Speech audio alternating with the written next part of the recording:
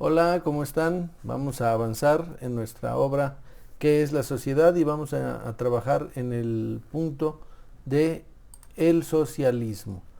Esta sesión la vamos a dividir en dos partes y lo hacemos porque la importancia del entendimiento adecuado, correcto de este planteamiento o de estos planteamientos es fundamental para podérselos explicar a los jóvenes, a quienes participan en los círculos de estudio, y por lo mismo, pues sí es importante que se tenga claridad del tema. Entonces, vamos a entrar en materia. Recordar, vivimos en una sociedad capitalista y en la sociedad capitalista genera las contradicciones propias.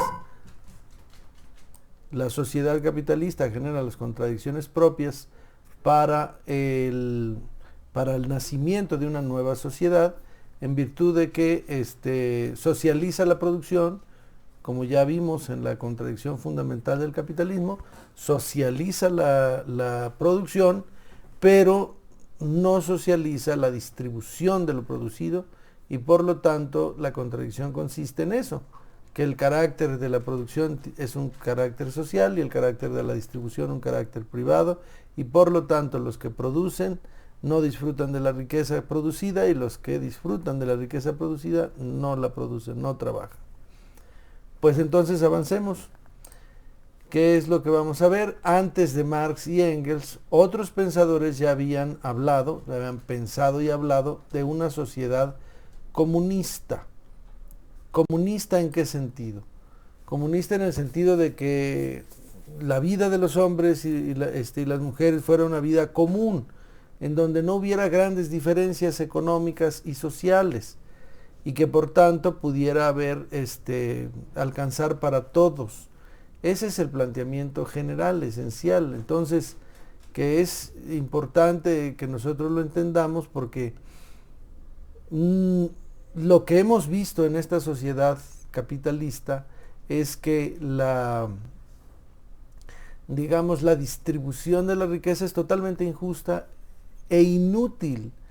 O sea, es una gran concentración de riqueza en pocas manos, mientras que una inmensa masa de la población que produce esa riqueza no la disfruta. Bueno, entonces, ya otros pensadores antes de Marx y Engels se habían preguntado si así como estaba la sociedad estaba bien, y la respuesta a la que habían llegado era que no. Entonces, estos otros pensadores, digamos, ¿qué decían? Hablaban, entre otras cosas, de planificación centralizada de la producción, o sea, que no hubiera desorden, que hubiera un plan y sobre ese plan una ejecución concreta, bien estructurada, bien elaborada, bien pensada, cientificada. Dos, una sociedad mundial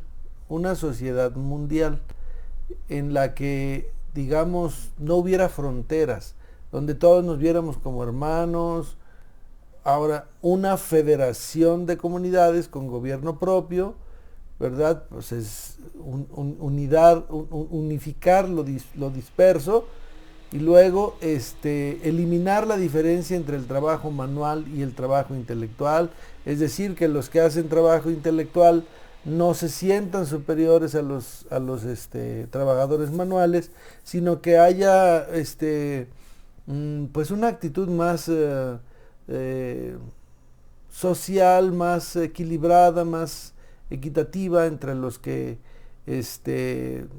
hacen trabajo científico del pensamiento y quienes hacen trabajo manual, ¿no?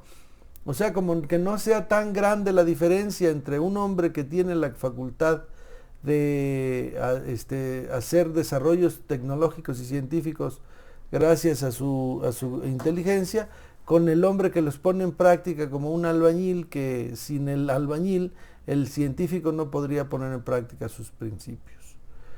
La liberación de la mujer, desde aquella época no era un tema, no es un tema que pues, hasta el día de hoy sigue vigente, que no es un tema que no se haya abordado antes, ¿no?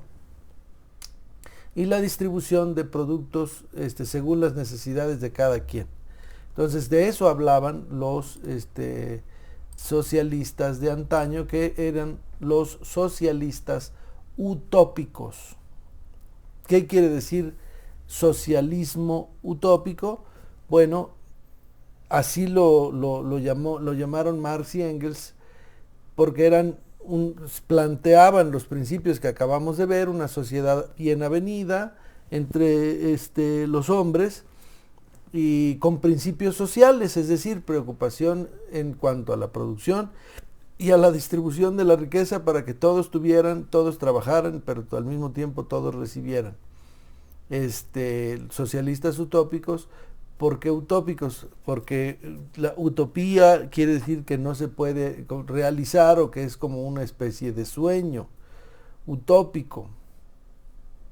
Entonces, no se podía realizar porque lo que planteaban no tenía sustento científico. Entonces eran buenos deseos, porque procuraban convencer a los capitalistas de que no fueran tan malos, de que no fueran tan ambiciosos, de que no fueran tan explotadores.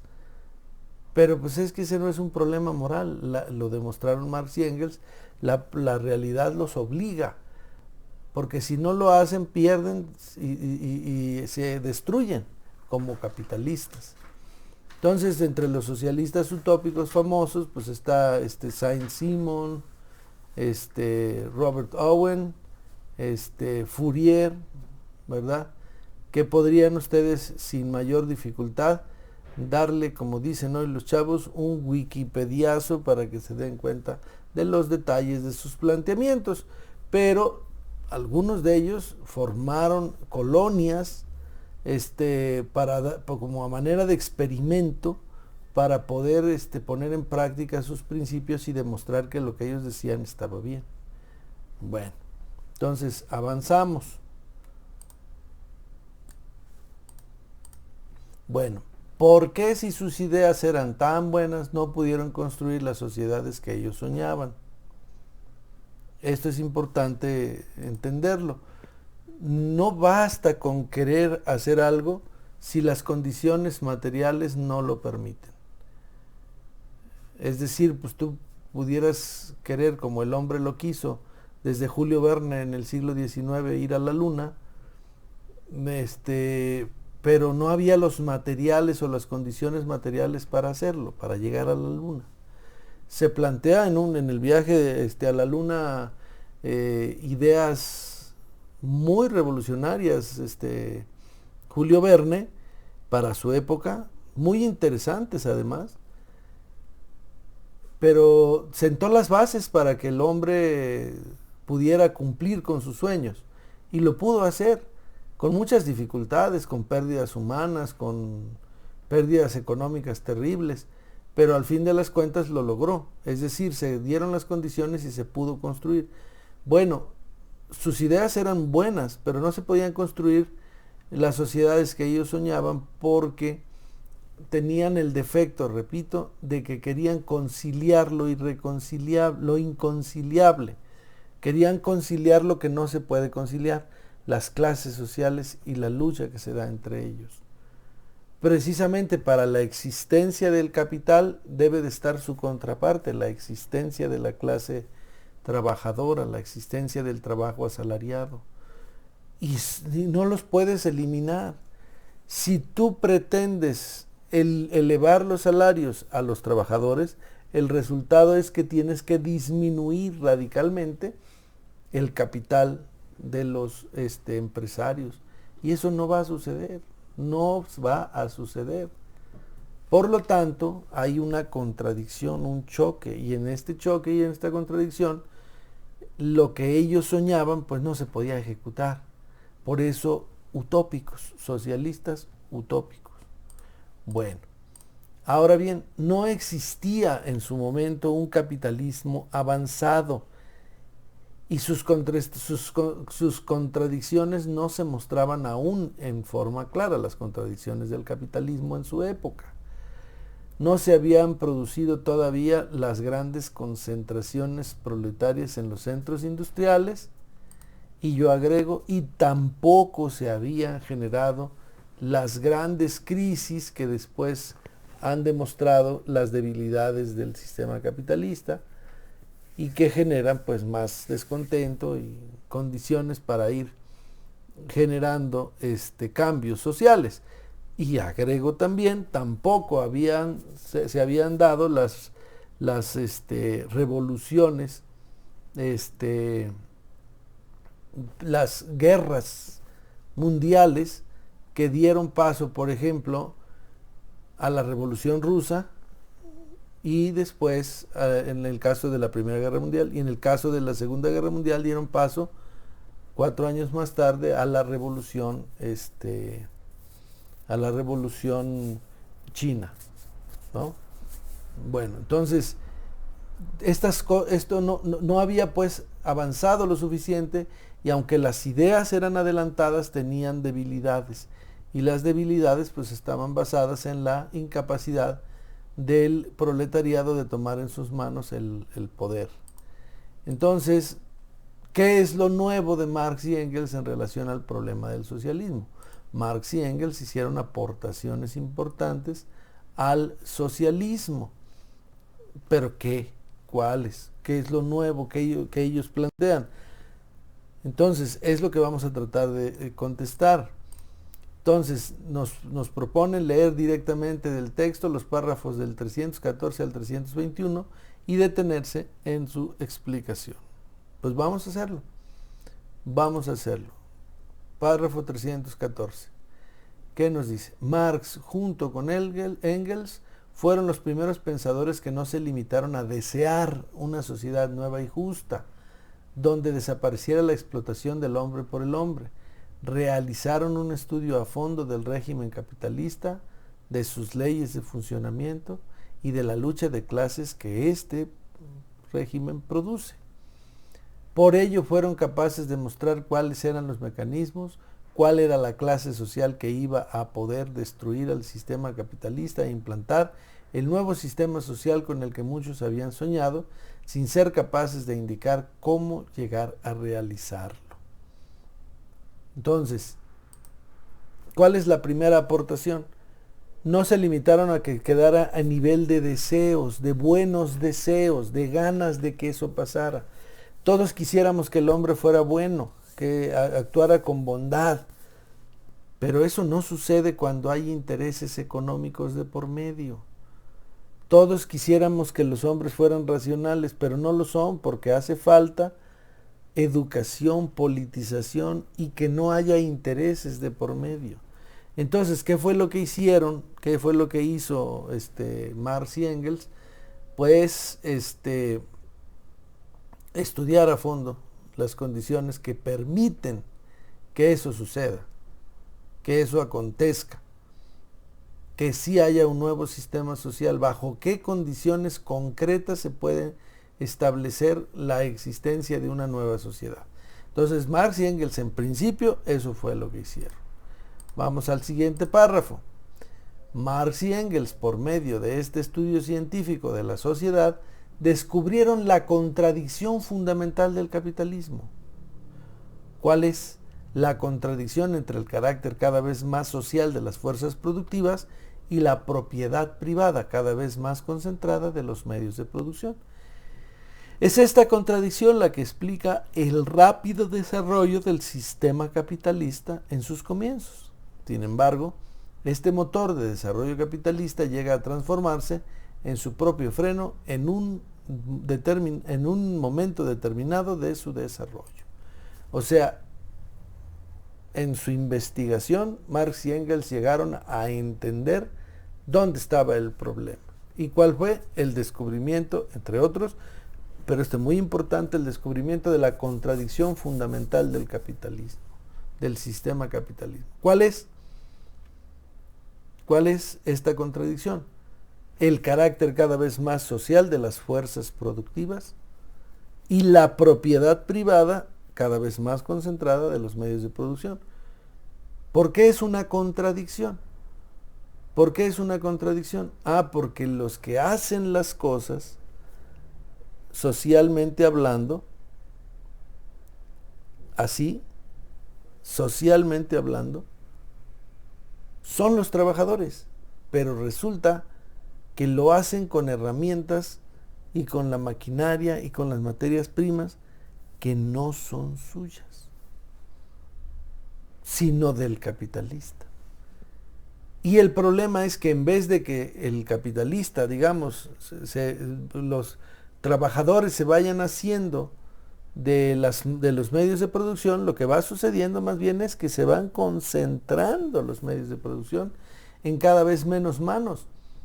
Entonces eso genera un problema muy grande. La producción es social y la apropiación de lo producido es privada. Entonces los que producen, los que trabajan, dice Marx, en el manifiesto del Partido Comunista, los que trabajan no disfrutan de la riqueza que producen, y los que disfrutan de la riqueza que producen, de la riqueza producida, no trabajan. Esa es la contradicción. Entonces esto genera contradicciones, ¿no?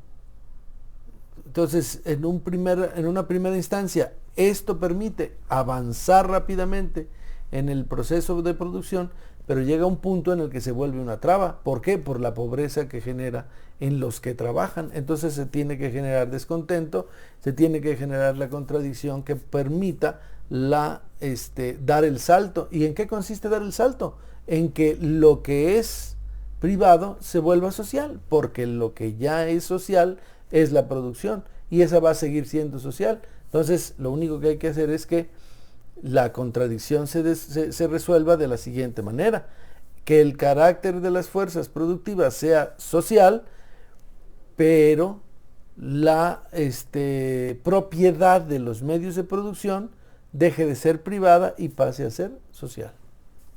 En eso consiste el planteamiento socialista. Ok, entonces avanzamos. La propiedad privada de los medios de producción era en un comienzo una camisa adecuada al desarrollo que tenían entonces las fuerzas productivas. Pero al crecer las fuerzas productivas, la propiedad privada se transforma en una camisa demasiado estrecha, donde ya no cabe, que frena el desarrollo, frena su desarrollo.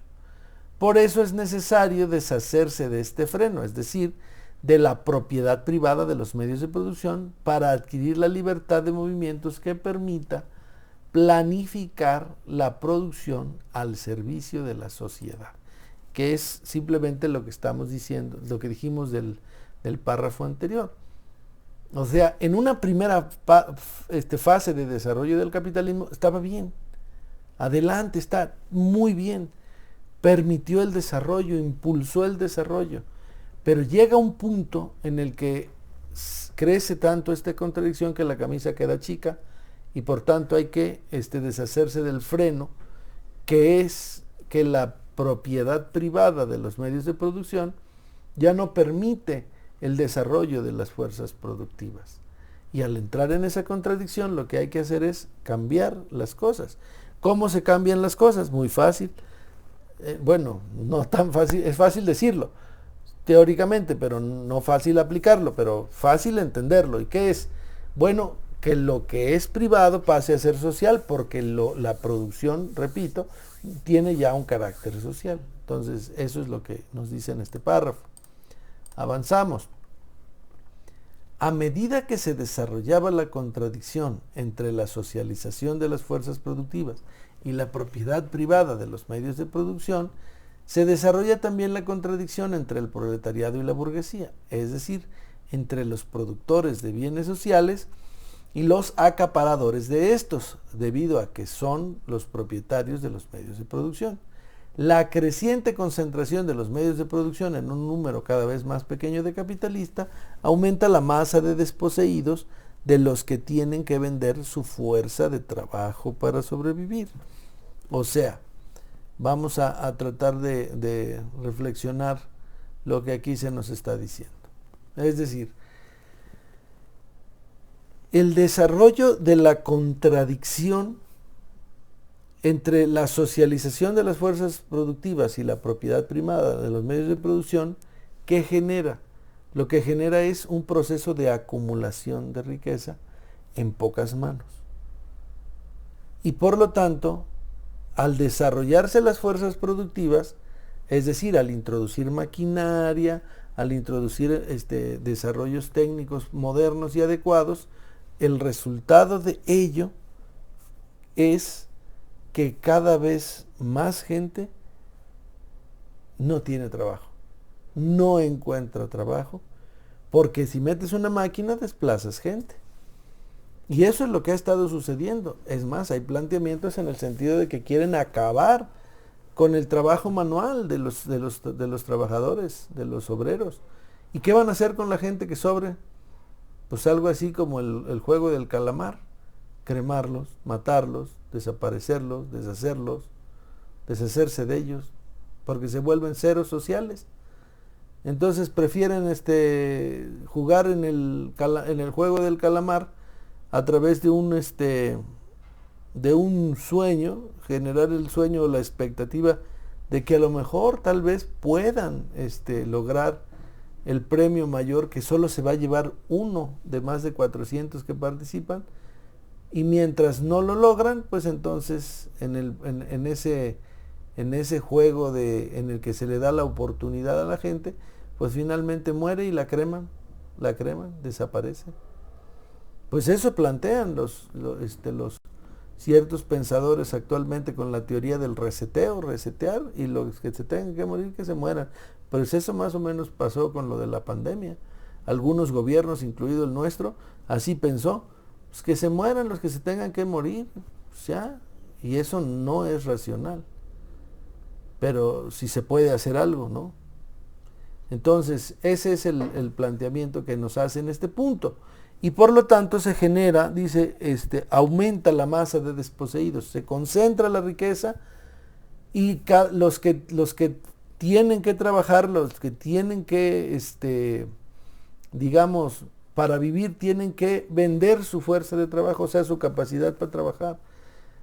Porque si no lo hacen, pues no tienen manera de vivir. No hay manera, no hay forma. Entonces lo que genera esta contradicción son pocos dueños y mucho en sus manos.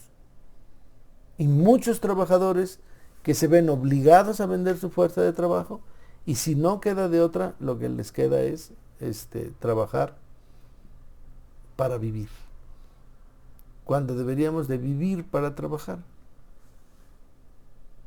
Entonces, esa es la contradicción. Si el hombre no trabaja, no vive, se muere. Cuando lo que deberíamos de hacer es vivir para que el trabajo fuera la causa de nuestras relaciones sociales y una mejor condición de vida. Eso no sucede. Avanzamos. Pero con el desarrollo del sistema, la clase obrera no solo crece, sino que va concentrándose cada vez más en zonas industriales. Esto ayuda a que los obreros adquieran conciencia de clase, es decir, que se vean a sí mismos como una clase social explotada por el sistema, que crea las riquezas que van a parar a los bolsillos de los capitalistas y está sometida al control del capitalista dentro de la fábrica. En otras palabras, de lo que se trata es de que la misma sociedad, el mismo capitalismo, va impulsando, aún sin proponérselo, va impulsando vamos a decir, a los obreros a que se junten, a que se platiquen sus experiencias, a que si van en el camión, pues, no, pues es que a mí me hicieron esto, no, pues a mí también, ¿tú qué crees? Entonces se va generando como la conciencia de que son lo mismo, son la misma clase, y que están justamente explotados por el sistema, y que por tanto hay que ir tomando conciencia de que algo se puede hacer, porque finalmente son sometidos dentro de la fábrica. Había una fábrica aquí que se llamaba Kia Automotive en la Ciudad de México, en el Estado de México, en donde a los trabajadores los someten, producen piezas para coches y los someten a altas temperaturas a los trabajadores.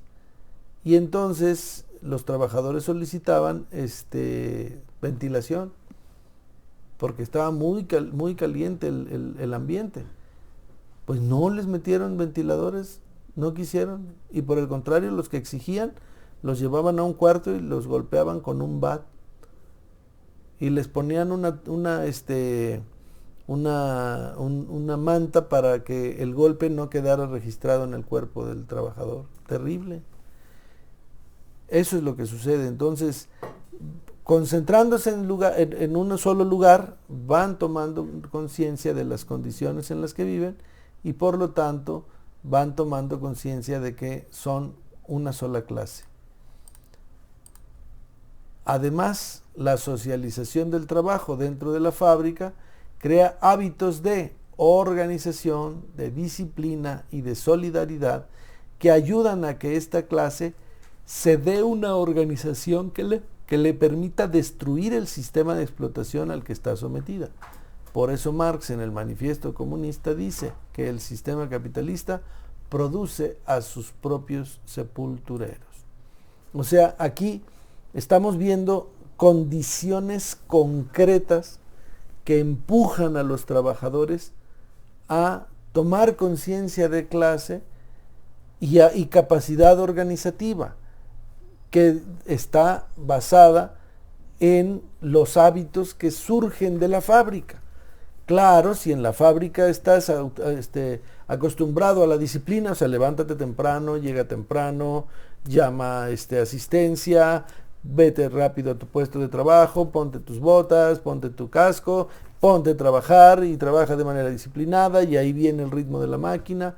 Les recomiendo, como siempre, que vean la obra de Charles Chaplin que se llama Los tiempos modernos, para que vean cómo pues hay disciplina, hay orden, hay una cadena de producción toda bien organizada y con una vigilancia extrema que hace que el obrero tenga organización, disciplina y solidaridad. Cuando hay un accidente en el trabajo, ese accidente lo registran los trabajadores y se sienten solidarizados y además hasta les da coraje y exigen, al mismo tiempo, exigen que haya mejores condiciones para su trabajo. Entonces, no solamente los junta físicamente a los trabajadores que estaban dispersos en una región, ¿verdad?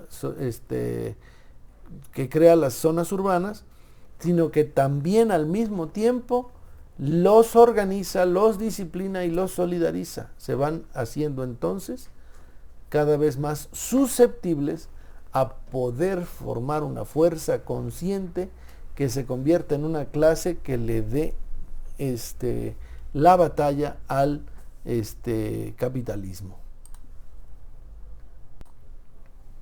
Avanzamos.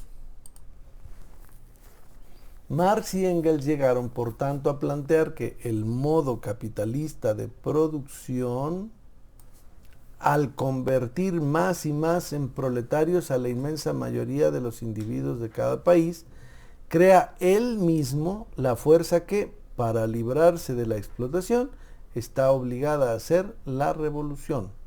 Además, este sistema hace que el Estado capitalista pase a ser el propietario de grandes medios socializados de producción, como son el transporte, la energía eléctrica, entre otros, porque ellos no producen suficientes ganancias en manos privadas. Al verse obligado a hacer esto, el propio sistema señala ya por sí mismo el camino por el que esa revolución va a producirse.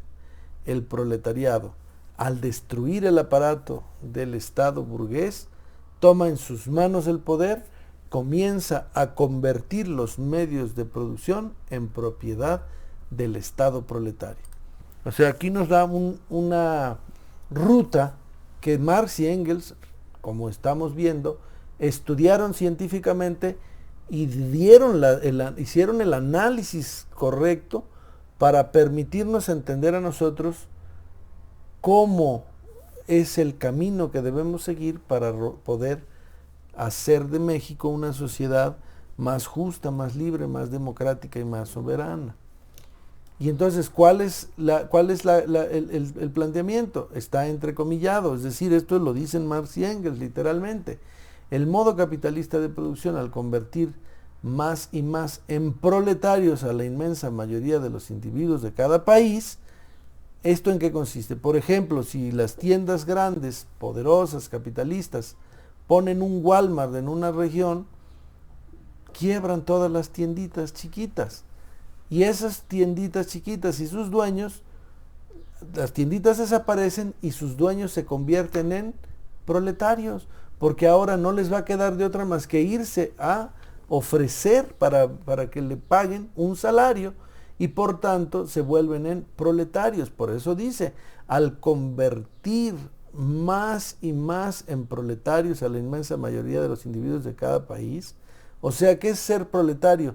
Que no te queda más que tu fuerza de trabajo para poder sobrevivir y que la vendes o la vendes porque de lo contrario no vas a poder vivir. ¿Y qué otra manera existe de crear proletarios? También, o de fortalecerle a los proletarios, destruyendo el campo para que se vengan y emigren a las ciudades, o metiendo máquinas desarrolladas en las fábricas para desplazar trabajadores, y esto fortalece lo que se conoce como el ejército industrial de reserva. Entonces, esa es la primera parte. Entonces, crea él mismo, el capitalismo crea la fuerza que para liberarse de esa explotación está obligada a hacer la revolución. O sea, hay que hacer una revolución. Las características de la revolución van a variar por cada país, en función de sus condiciones concretas. Pero eso es lo que hay que hacer. Ahora, ¿qué es lo que sigue? El Estado capitalista ya por sí tiene bajo su poder o en su poder una serie de medios socializados de producción que no son tan redituables, pero sí costosos, como por ejemplo los sistemas de transporte masivo. Ahora, aquí nosotros en México tenemos como esta contradicción. Por un lado, sí tenemos que hay sistemas de transporte colectivo que están centralizados por el Estado, como es el metro, los cablebuses, los mexibuses o todos esos sistemas. Pero hay también sistemas privados, pero los sistemas privados están concesionados por el Estado. O sea, al final de las cuentas son propiedad del Estado, pero el Estado les da una concesión, o sea, un contrato donde les dice tú puedes hacer este trabajo. Pero ¿qué ha sucedido o qué sucede en concreto en estos casos? Lo que sucede en concreto en estos casos de este tipo de acciones como el transporte, lo que sucede es simple y sencillamente que se concentran los propietarios privados hasta ser pulpos camioneros en manos de uno, dos o tres que se vuelven mafiosos y finalmente generan el control absoluto de los sistemas de transporte que, siendo público, convertidos en privado, se vuelven rentables porque se les permite hacerse monopolios y mafias. Pero eso ha sucedido, ¿no? Y esto también, la energía eléctrica ahora ya no es, o sea, sigue siendo pública, sobre todo el desplazamiento de la energía no puede ser hecho sino por las líneas de conducción del Estado. No puede suceder que haya líneas de conducción que no sean del Estado, es decir, por decir, aquí están las líneas de conducción del Estado, de la CFE, y aquí al ladito están las de la empresa A, y aquí al ladito las de la empresa B. No, señor. Si quieres conducir electricidad, estás obligado a hacerlo en la CFE. Entre otros, pueden, ahora, al verse obligado a hacer esto, el propio sistema señala ya por sí mismo el camino por el que esta revolución va a producirse. Entonces lo único que hay que hacer es que si ya hay empresas del Estado que se organizan por el Estado y tienen un carácter no privado sino social, entonces están dadas las condiciones para que los negocios privados puedan en un momento determinado convertirse en negocios públicos. El proletariado, al destruir el aparato burgués y tomar en sus manos el poder, comienza a convertir los medios de producción en propiedad del Estado proletario. Y ese es el camino. Pero para eso hay que crecer, organizarse y hacer la revolución social que pone fin al camino. Es, por tanto, una revolución proletaria, organizada por los trabajadores. Ella ha sido llamada también revolución socialista porque su objetivo es construir una nueva sociedad en la que los medios de producción sean de propiedad social. Entonces ahí está la respuesta. El carácter revolucionario del trabajador es fundamental siempre que tenga conciencia de clase y esté organizado, educado y organizado. Si está educado y organizado, puede tener las condiciones para hacer una revolución proletaria y con base en ello una revolución socialista para que los medios de producción no sean privados, sino sean de propiedad social. ¿Esto se puede? Sí, sí es posible. Ya lo ha demostrado el mundo. Bueno, en resumen, Marx y Engels estudiaron científicamente el capitalismo, encontraron su esencia y su contradicción fundamental, analizaron su desarrollo y las implicaciones del mismo, previeron su fin y su superación por otra sociedad. Esto es clave. Entonces, ¿qué descubrieron? Estudiaron científicamente las cosas y descubrieron la esencia y la contradicción fundamental. ¿Cuál es la contradicción fundamental?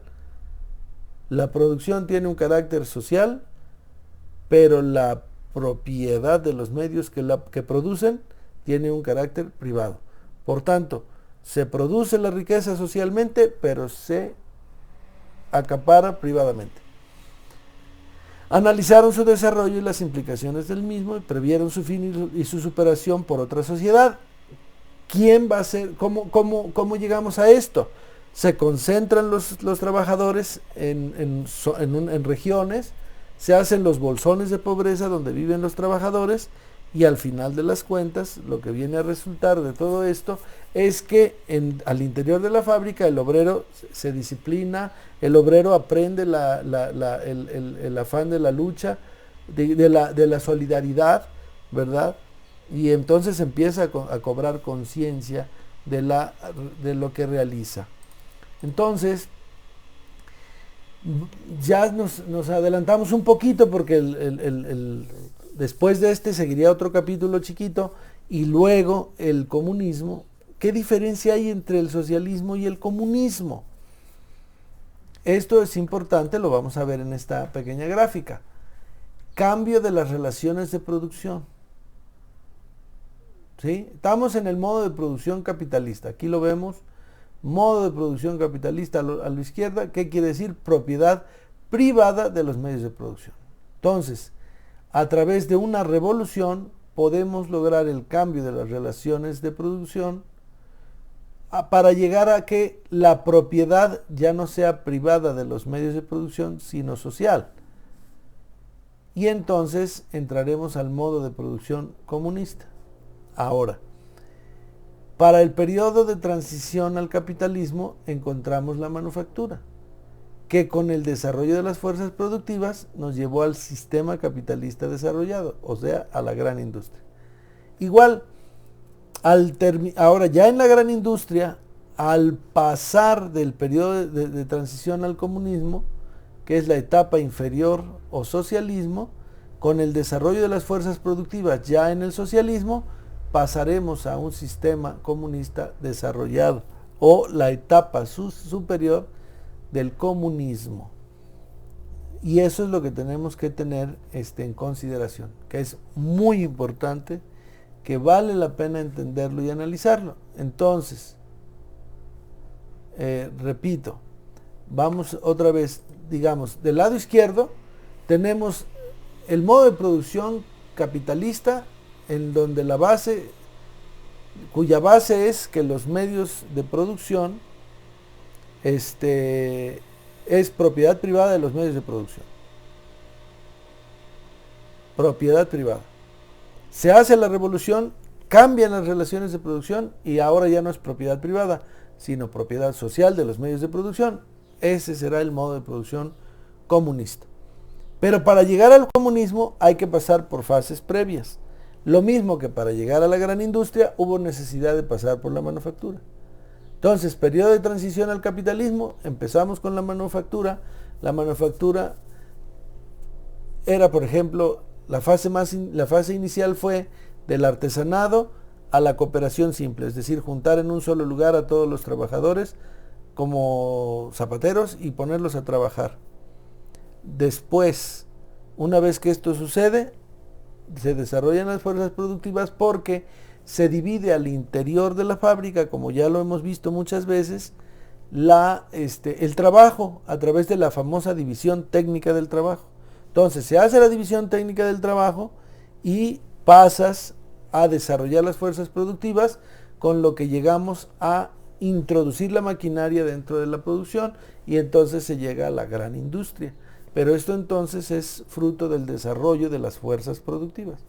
Llegado el sistema capitalista a este grado de desarrollo, hacemos la revolución social y la revolución cambia los medios de producción, empezamos con la propiedad social de los medios de producción y al inicio estamos en el periodo de transición al comunismo, del capitalismo al socialismo y del socialismo al comunismo, porque el socialismo, una vez que empieza a moverse, empieza a actuar, empieza a aceitar la maquinaria, desarrolla las fuerzas productivas y nos lleva al sistema comunista desarrollado.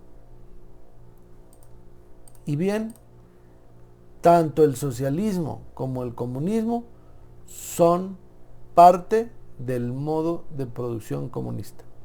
Sus características fundamentales son, en lo económico, propiedad social de los medios de producción, en lo político, dictadura del proletariado. Aquí hay que tener mucho cuidado porque todas las palabras que aquí ven, cuando menos las siguientes, socialismo, comunismo, política, dictadura, proletariado, son palabras que han utilizado la burguesía para destruir, digamos, para destruirlas, para maltratarlas, para que la gente cuando las escuche diga, no, yo no quiero saber nada de eso. Eso se llama fetichismo de las palabras. Y se han encargado de desvirtuarlas los capitalistas y sus propagandistas, precisamente para que cuando alguien las escuche, inmediatamente las rechace, sin conocerlas, sin saber su esencia, sin hablar de la historia. Por eso ustedes tienen que ser científicos, pensar, razonar antes de tomar una decisión. Antes del prejuicio tiene que estar la ciencia. El buen científico duda, no asume lo que le dicen. Pregunta, ¿no será que está mal esto que me están diciendo? Eso hace. Y a eso yo los llamo. Entonces, el socialismo y el comunismo son parte de un modo de producción comunista. Sus características fundamentales son, en lo económico, propiedad social de los medios de producción. En lo político, dictadura del proletariado. De ahí se agarraron los publicistas para decir, no, pues es que quieren imponer una dictadura, pero no se entiende lo que quiere decir una dictadura. Lo cierto es que la burguesía no va a soltar el poder por su voluntad. Va a decir, no, pues yo entendí que los proletarios necesitan tener en sus manos los medios de producción y pues aquí están, ténganlos, ¿no? Eso no va a suceder. Van a utilizar todos los medios para destruir, para matar, para hacer que los trabajadores no se desarrollen, no se hagan de los medios de producción y por tanto no progresen. Y por lo tanto sí se hace necesario un periodo social en el que haya control por parte del proletariado, por parte de los trabajadores, pero no un control irracional. La dictadura ha existido siempre en distintas modalidades, pero el carácter de la dictadura debe estudiarse. Cuando la dictadura es como la de Pinochet es terrible. Cuando la dictadura es del proletariado, es luminosa, no tiene por qué haber muerte. Solo lo que hay que garantizar es que las clases poderosas no vuelvan a ser poderosas como lo eran antes. Eso es lo importante. Entonces, Con esto vamos a terminar esta sesión del día de hoy. Muy importante, es la primera de dos sobre el capítulo del socialismo, porque porque es necesario que nosotros vayamos a entendiendo lo que Marx y Engels estudiaron, cientificaron y plantearon para poder crear una sociedad más nueva, más justa, más democrática, más equitativa.